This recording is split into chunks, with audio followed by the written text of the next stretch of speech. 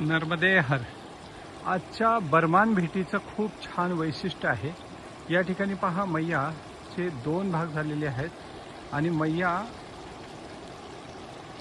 समोरून आलेली, हा जो भाग आहे इथून आलेली आहे, परत इकडे वळालेली, इथून आलेली इकडे वाहते आहे आणि परत तिथून वळालेली आहे या डावीकडे.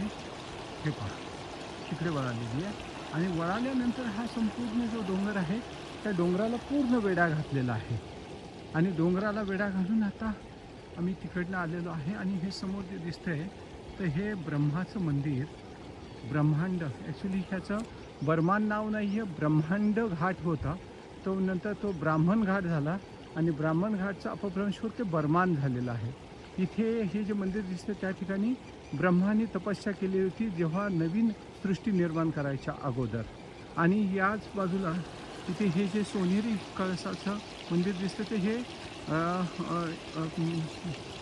सुवर्णकुंड आहे. इथेच 5 पांडवांनी भेटी दिलेली होती ह्या, आणि त्यांनी 5 पांडवांनी इथे 5 कुंड स्थापन केलेली होती.